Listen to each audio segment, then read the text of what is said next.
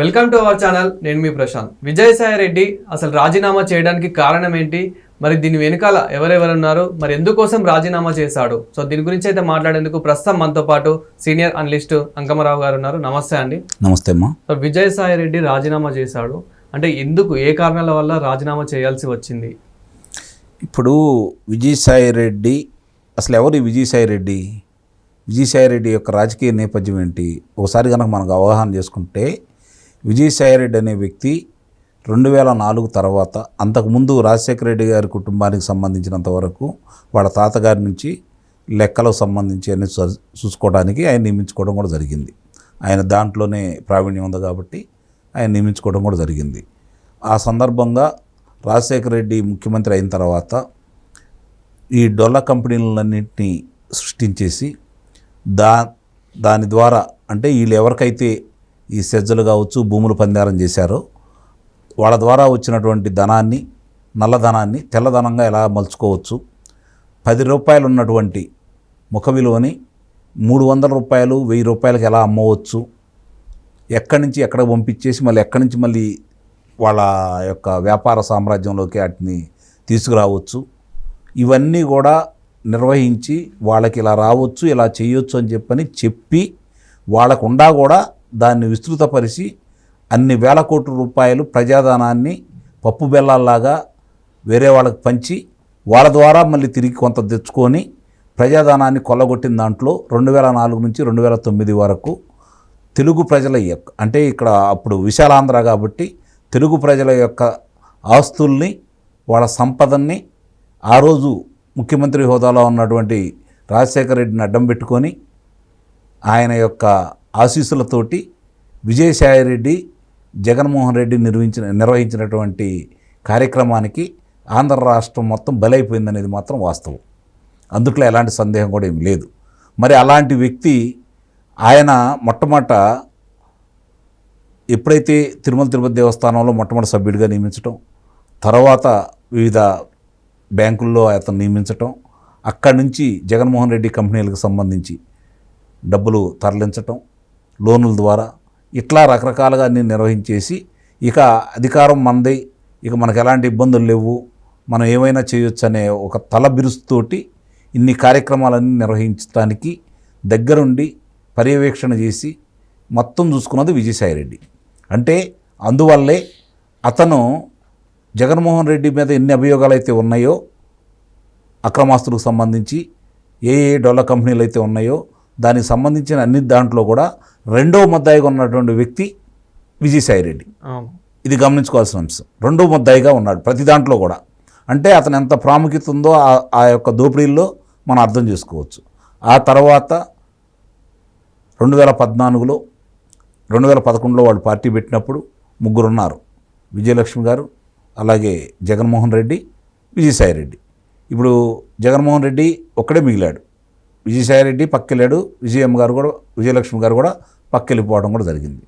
మరి ఇప్పుడు అట్లా ఉండి అన్నీ చూసుకున్నటువంటి ఇతను 2014లో ఎప్పుడైతే వాళ్ళ అధికారంలోకి రాలేదో ఆ రోజు వాళ్ళకు ఉన్నటువంటి సంఖ్యాబలాన్ని బట్టి 2016లో రాజ్యసభ సభ్యుడిగా నియమించడం కూడా జరిగింది అతన్ని.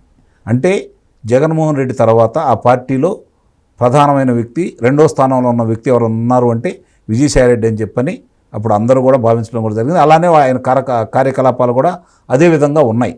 ఆ తర్వాత కేంద్రంతో సఖ్యతగా ఉంటూ తెలుగుదేశం పార్టీ మీద ఫిర్యాదులు చేస్తూ, అవకాశం దొరికినప్పుడల్లా అబద్ధాల ప్రచారం చేస్తూ ముందు నడిపించినటువంటి వ్యక్తి కూడా విజయసాయి రెడ్డి. మొట్టమొదట చంద్రబాబు నాయుడు గారిని బొల్లు బాబు అని చెప్పిన వ్యక్తి కూడా ఇతనే. లోకేష్ బాబుని పప్పు అని సంబోధించిన వ్యక్తి కూడా ఇతనే. కులాల ప్రస్తావన తీసుకొచ్చింది కూడా ఇతనే.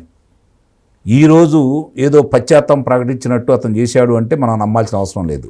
అతను పశ్చాత్తాపం ఎప్పుడు ప్రకటిస్తాడు అనే కనుక మనం భావిస్తే, అక్రమ ఆస్తులకు సంబంధించి ఫలానా దాంట్లోకి వచ్చినాయి, నా ద్వారానే జరిగినాయి అని చెప్పని అతను లొంగిపోయి న్యాయస్థానం ముందు ఇలా జరిగిందని చెప్పినప్పుడు, సిబిఐ వాళ్ళకి చెప్పినప్పుడు, ఆదాయ పన్ను వాళ్ళ శాఖ వాళ్ళకి చెప్పినప్పుడు, ఫలానా సంస్థ నుంచి ఇట్లా వచ్చినాయి డబ్బులు, ఇంత వచ్చినాయి, దానికి నేనే ప్రత్యక్ష సాక్షిని అని చెప్పినప్పుడు మనం నమ్మొచ్చు. అతనిలో పరివర్తన వచ్చింది అని చెప్పుకోవడానికి. ఈరోజు ఏదో అతనితో విభేదాలు వచ్చినాయని, అలాగే చాలామంది ఏమనుకుంటున్నారంటే ఇది జగన్మోహన్ రెడ్డికి తెలిసి జరిగిందా తెలియక జరిగిందా అనే మీమాంసలో అయితే ఒకటి ఉన్నారు. ఒకటి మాత్రం మనం చెప్పొచ్చు, ఉత్తరాంధ్ర మీద ఏ విధమైన దోపిడీ చేసింది ప్రజలందరికీ తెలుసు. మరి ఆ రోజు ఆ ప్రభుత్వం చేసే దోపిడీలకు సంబంధించి ఇతను ప్రత్యక్ష సాక్షి. మరి అంతా అతని పర్యవేక్షణలోనే జరిగింది. కానీ 2022 నుంచి అతనికి జగన్మోహన్ రెడ్డికి మధ్య విభేదాలు వచ్చినాయి అనేది మాత్రం వాస్తవం, అది నిస్సందేహంగా. కానీ జగన్మోహన్ రెడ్డి ఇతను వదులుకోవడానికి సిద్ధపడ్డాడు. కారణం ఏంటంటే ఇతను గనక లొంగిపోతే ఈరోజు జగన్మోహన్ రెడ్డి నిస్సందేహంగా కారాగారవాసం చేయాల్సిందే, అందుట్లో ఎలాంటి సందేహం కూడా ఏం లేదు. కాబట్టి ఇప్పుడు నిజంగా జరిగిన అవమానానికి అతను ప్రతీకారం తీర్చుకోవాలని బయటకు వచ్చాడంటే అంత ధైర్యవంతుడు అని మాత్రం అయితే నేను భావించను. ఎందుకంటే జగన్మోహన్ రెడ్డికి సంబంధించిన అన్ని విషయాలు అతనికి తెలుసు కాబట్టి, అతన్ని వ్యతిరేకిస్తే ఏం జరిగిందో కూడా తెలుసు కాబట్టి, వివేకానంద రెడ్డి గారి హత్యకు సంబంధించి కూడా నేను చెప్పడం కూడా జరిగింది కదా. నేను అవినాష్ రెడ్డికి ఫోన్ చేశాను, తద్వారా అవినాష్ రెడ్డి పక్కన ఉన్న మనిషికి ఇస్తే గుండెపోవడం చెబితే మాత్రమే నేను చెప్పాను అని చెప్పి ఇంకొక బాంబు కూడా అక్కడ పేల్చడం కూడా జరిగింది. కాబట్టి ఇక్కడ ఒక నిజం చెప్పాడు అతను.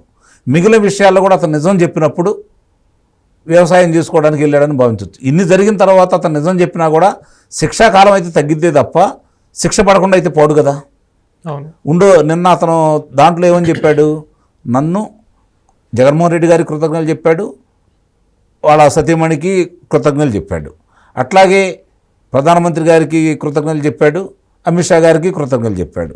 చంద్రబాబు నాయుడు గారితో నాకున్నది రాజకీయ విభేదాలే తప్ప కుటుంబపరమైన విభేదాలు కాదు అని చెప్పాడు. అలాగే పవన్ కళ్యాణ్ గారు నాకు చిరకాల మిత్రుడు అని చెప్పాడు. ఇవన్నీ చూసుకుంటా ఉంటే అవమానం జరిగింది, నన్ను ఇబ్బంది పెట్టారు అని భావించి చేశాడని కూడా మనం భావించాలి. అంత ఇది జగన్మోహన్ రెడ్డి గారికి తెలిసి జరిగిందా తెలియక జరిగిందా అనేది తర్వాత విషయం అయితే మాత్రం మొత్తానికి అతనికి అవమానం అయితే జరిగింది.